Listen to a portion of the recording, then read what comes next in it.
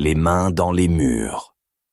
La lueur pâle de la lune se glissait à travers les volets mi-clos, projetant des ombres mouvantes sur les murs de la vieille demeure. Julien, architecte passionné mais hanté par un passé sinistre, se trouvait seul dans cette maison isolée, un projet de rénovation qui devait marquer un nouveau départ. Les textures rugueuses des murs, les craquements intermittents du bois sous ses pieds, tout semblait imprégné d'une histoire ancienne et troublante. Il y avait un malaise palpable, une présence indéfinissable qui tourmentait l'atmosphère. Julien avait été attiré vers cette maison par une force qu'il ne comprenait pas. Peut-être était-ce la quête de rédemption après l'effondrement tragique d'un de ses projets, une catastrophe qui avait coûté la vie à plusieurs ouvriers. Les visages de ces hommes le hantaient, leurs cris résonnaient encore dans ses cauchemars. Il sentait une étrange connexion avec les murs de cette maison, comme si elle connaissait ses secrets les plus sombres. Un soir, alors qu'il s'efforçait de dessiner de nouveaux plans, il sentit une texture inhabituelle sous ses doigts. Les murs semblaient respirer, une sensation quasi imperceptible mais troublante. Il s'approcha pour mieux examiner, et à sa grande horreur, des mains semblaient émerger des murs, leurs doigts s'étirant vers lui, avant de disparaître dans la pierre froide. Il recula brusquement, le cœur battant à tout rompre. Les jours passèrent, et les phénomènes devinrent de plus en plus fréquents. Chaque nuit, les murmures s'intensifiaient, des voix étouffées qui semblaient provenir de l'intérieur même de la maison. Parfois, il sentait une brise glaciale, comme un souffle venu d'une autre époque. Les empreintes de mains apparurent sur ses plans, des traces humides et spectrales qui disparaissaient dès qu'il tentait de les effacer. Julien tenta de rationaliser ces événements. Il se disait que c'était son esprit torturé par la culpabilité qui lui jouait des tours. Mais une part de lui ne pouvait ignorer l'évidence croissante que quelque chose de surnaturel se produisait. Il se surprenait à toucher les murs, à chercher des indices, des traces de ce qui pourrait expliquer cette horreur quotidienne. Une nuit, alors que l'obscurité enveloppait la maison, Julien fut réveillé par un bruit sourd, comme si quelque chose grattait les murs de l'intérieur. Il alluma une lampe et se dirigea vers la source du bruit. Plus il s'approchait, plus le grattement devenait insistant. Lorsqu'il posa sa main sur le mur, il sentit une texture rugueuse, presque vivante. À ce moment précis, une main émergea du mur, saisissant son poignet avec une force glaciale. Julien hurla et se débattit, parvenant à se dégager de l'emprise surnaturelle. Le lendemain, il décida d'explorer la maison plus en détail. Il découvrit une pièce cachée derrière une vieille bibliothèque. Les murs de cette pièce étaient couverts de symboles étranges, et l'air y était lourd de poussière et de désespoir. Au centre, un ancien autel semblait dédié à des rituels oubliés. Julien sentit une nausée monter en lui. Il avait l'impression que les murs se resserraient, qu'ils respiraient, qu'ils étaient vivants. Chaque nuit, les phénomènes devenaient de plus en plus insupportables. Les mains sortaient des murs, les murmures se transformaient en cris étouffés, et Julien sentait une présence constante, oppressante. Il comprit qu'il était pris au piège, que la maison elle-même était un être vivant, nourri par les âmes des victimes de l'effondrement. Un soir, à bout de nerfs, il se retrouva face à face avec une vérité insoutenable. Les murs de la maison se mirent à vibrer et des visages apparurent, déformés par la douleur et la colère. Julien reconnut les visages des ouvriers morts, leurs yeux vides le fixant avec une intensité insoutenable. Il savait maintenant que ces âmes tourmentées étaient enfermées dans les murs, qu'elles réclamaient justice. Paniqué, Julien tenta de fuir, mais les murs se refermèrent sur lui. Les mains surgirent de toutes parts, l'agrippant, l'entraînant inexorablement vers la pierre froide. Il sentit son corps se fondre dans le mur, sa peau devenant rugueuse, ses os se transformant en pierre. Il cria, mais aucun son ne sortit de sa bouche. Il était devenu partie intégrante de la maison, une nouvelle âme prisonnière des murs. La maison resta silencieuse, comme si elle avait absorbé toute trace de vie. Seuls les murs respiraient encore, portant en eux les échos des âmes tourmentées. Julien faisait désormais partie de cette éternité de souffrance, un témoin silencieux de l'horreur qui habitait cette demeure maudite. Les jours passèrent, et la maison resta immobile, attendant sa prochaine victime.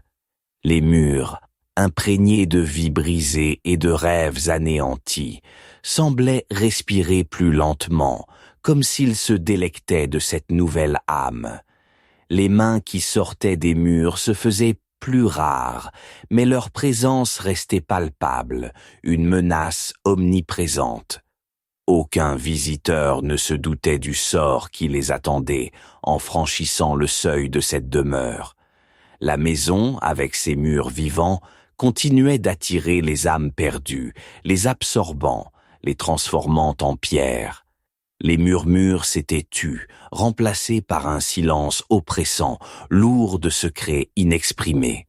Et ainsi la maison attendait, patiente et insatiable, prête à accueillir le prochain architecte en quête de rédemption, le prochain rêveur à la recherche d'une nouvelle vie. Les murs, ces gardiens silencieux, veillaient, prêts à engloutir ceux qui oseraient troubler leur quiétude éternelle. Les jours se succédaient, chaque instant plus lourd et oppressant pour Julien, désormais piégé dans une maison qui semblait se nourrir de sa terreur. L'atmosphère gothique se densifiait, les ombres devenaient plus noires, tangibles. Une nuit, alors que les murs semblaient susurrer son nom, il découvrit qu'il ne se souvenait plus de certains événements récents. Les jours devenaient flous et la réalité se dérobait sous ses pieds. Il tentait de maintenir une routine, de se raccrocher à des fragments de normalité, mais les lacunes dans sa mémoire s'étendaient, inquiétantes. Il retrouvait des objets déplacés, des plans modifiés, des marques sur sa peau qu'il ne pouvait expliquer. Les voix dans les murs s'intensifiaient, murmurant des vérités cachées, des accusations voilées. Un soir, alors qu'il cherchait désespérément à comprendre ce qui lui arrivait, il tomba sur un journal intime qui semblait être le sien, mais dont il n'avait aucun souvenir d'avoir écrit. Les pages, jaunies par le temps, décrivaient des événements qu'il n'avait jamais vécus, des rencontres avec des entités qu'il n'avait jamais vues. Chaque mot le plongeait davantage dans l'angoisse, brouillant la frontière entre réalité et cauchemar. Les refuges qu'il avait créés pour se protéger devenaient eux-mêmes des pièges. La pièce cachée derrière la bibliothèque, autrefois isolée, semblait maintenant respirer d'une vie propre. Les murs palpitaient comme un cœur battant. Les symboles gravés y brillaient d'une lueur malsaine, et l'autel au centre paraissait suinter d'une énergie maléfique. Julien se sentait observé, jugé par des forces invisibles. C'est alors qu'il découvrit une lettre, enfouie sous le parquet de la pièce cachée. Le papier était fragile, couvert d'une écriture familière. C'était une lettre de son ancien maître d'œuvre, Jacques, mort dans l'accident qui hantait Julien. Les mots étaient lourds de ressentiment et de douleur. Jacques y décrivait une découverte effrayante lors des travaux de rénovation, mentionnant une malédiction ancestrale liée à la maison, une force sombre qui se nourrissait de culpabilité et de désespoir. Les révélations de la lettre ébranlèrent Julien. Il comprit que les âmes des ouvriers morts n'étaient pas seulement piégées par la tragédie de l'accident, mais par une malédiction ancienne qui utilisait la maison comme réceptacle. Sa propre culpabilité avait activé cette énergie, l'attirant inexorablement dans ses griffes. Les confrontations avec l'inexplicable se multipliaient. Julien retrouvait des fragments de mémoire, des bribes d'événements qu'il ne pouvait assembler. Une nuit, il se réveilla en sursaut, couvert de sueur froide. Autour de son lit, des mains spectrales semblaient flotter, leurs doigts translucides traçant des symboles dans l'air. Il tenta de crier, mais aucun son ne sortit de sa bouche. Les mains disparurent, le laissant seul dans une obscurité oppressante. Le calme trompeur de la journée suivante fut brisé par une découverte bouleversante. En inspectant les fondations de la maison, Julien trouva un passage secret menant à un sous-sol inconnu. L'air y était glacé, imprégné d'une odeur de moisissure et de mort. Les murs étaient couverts de fresques anciennes, représentant des rituels macabres et des sacrifices humains. Au centre du sous-sol, une statue de pierre représentait une figure sinistre, ses yeux vides semblant observer Julien avec une intensité malsaine. Il sentit une présence derrière lui, se retournant pour voir une silhouette spectrale, celle de Jacques, mutilé et déformé par la douleur. Jacques tendit une main vers lui, murmurant des mots incompréhensibles. Julien recula, trébuchant sur des ossements dispersés sur le sol. La confrontation avec cette vision d'horreur culmina en une révélation insoutenable. Jacques révéla à Julien que la maison avait été construite sur un ancien site de sacrifice, un lieu où les âmes des innocents étaient offertes à une entité maléfique.